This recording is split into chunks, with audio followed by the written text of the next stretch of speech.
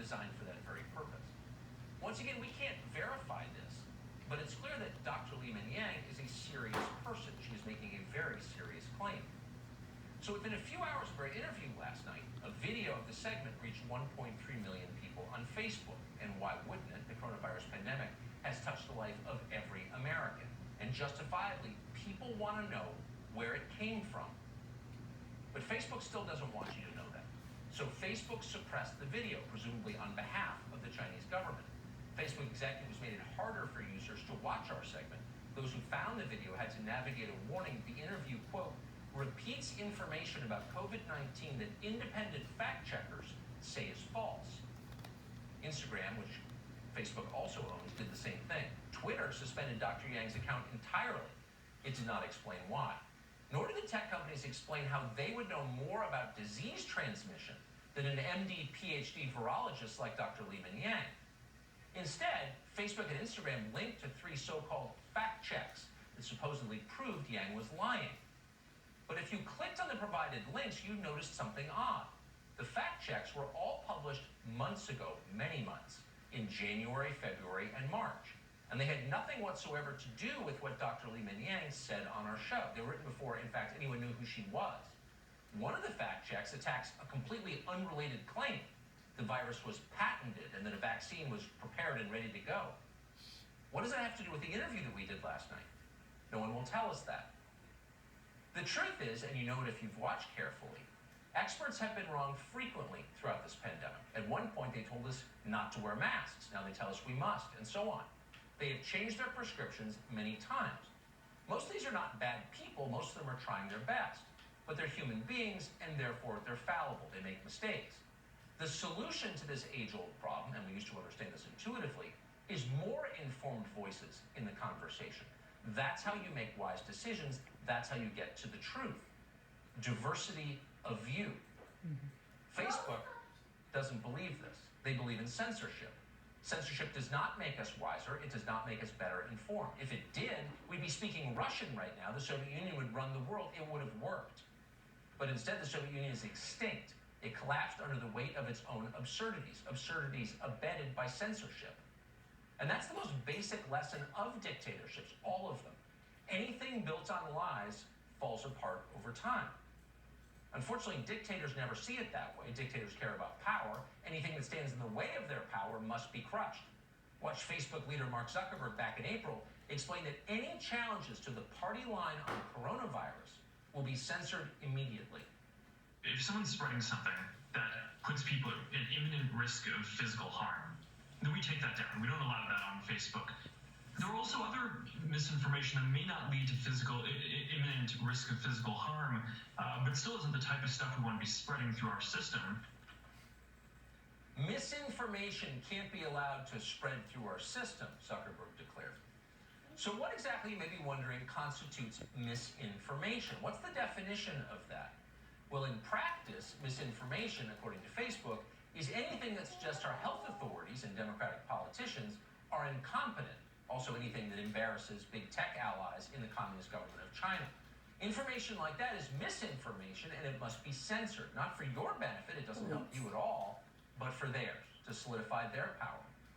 So in July, Facebook and Twitter took down a video on the news site Breitbart of several practicing physicians, frontline doctors, pointing out that hydroxychloroquine could help coronavirus patients. Listen carefully to what the doctors say in this video.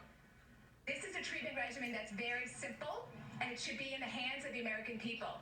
The difficult aspect of this is that at the moment, because of politics, it's being blocked from doctors prescribing it, and it's being blocked from pharmacists releasing it. They've been empowered to overrule the doctor's opinion. I'm in favor of it being over the counter. Give it to the people. That's true. Our authorities aren't pro-choice when it comes to hydroxychloroquine, and it's true that many practicing physicians have used it. But Facebook declared that video could not be allowed. You were not allowed to see it because those claims constituted dangerous misinformation, which, irony of ironies, was itself dangerous misinformation.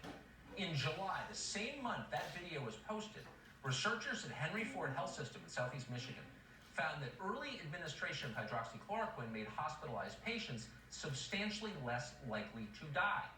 These aren't politicians, they're not tech executives, they're physicians, and that's what they found in their clinical practice. But none of that mattered to the 25-year-old humanities major staffing Facebook's fact-checking division. They decided you absolutely could not see that video because it questioned the status quo. But in a way, in doing that, in censoring that information, Facebook was its most honest.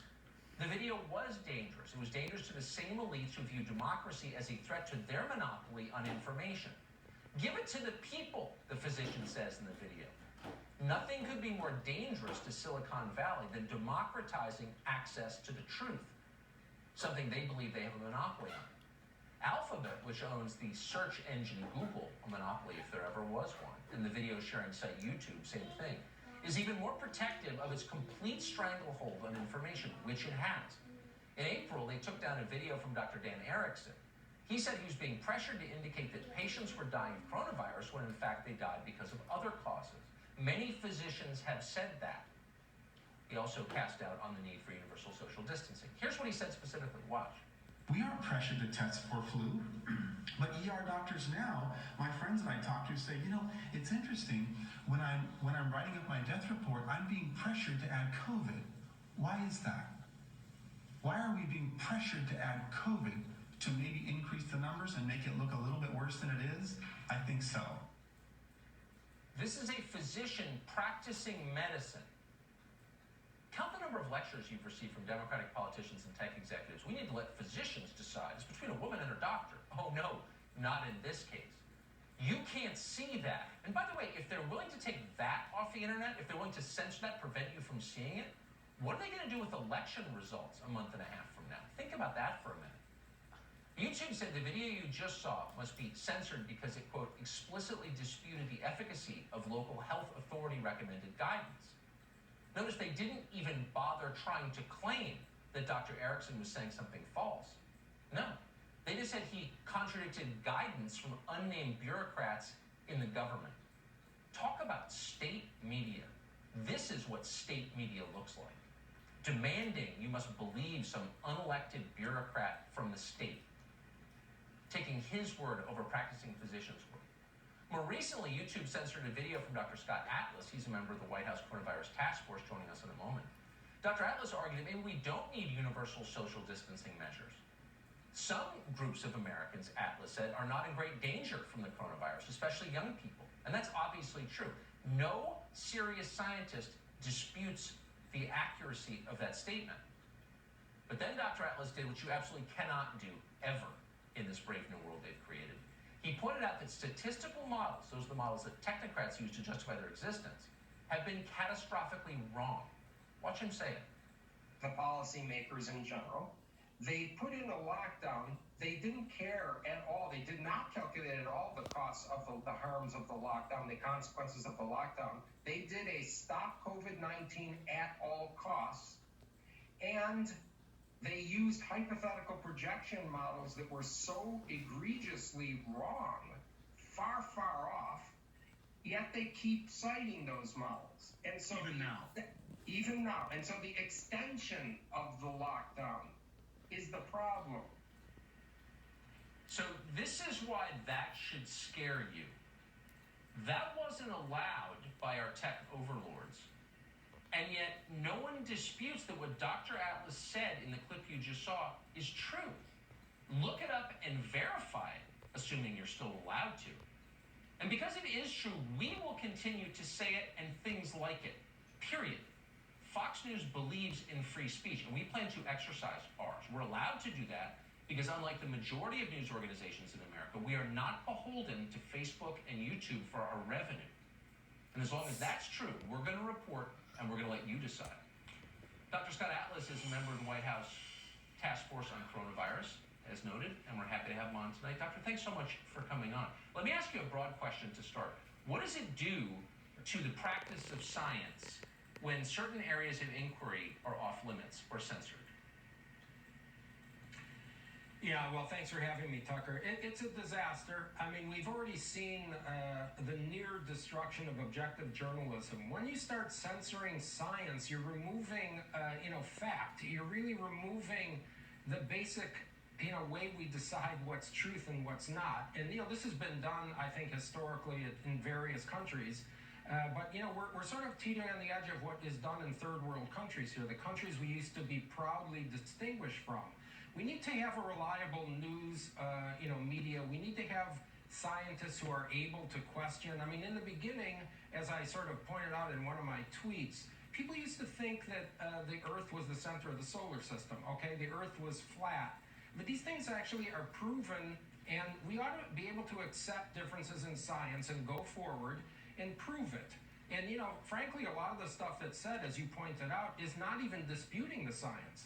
We have a bunch of people in this country now, and we are really at the hysterical end of things, that, somehow it's all about the science, but when you cite the science, and it disagrees with what those people's impressions of the science are, you are deemed, you're not allowed to go on. And so, when you say it's all about the science, you better know the science, you better understand the science, and then you better say things that are consistent with the science.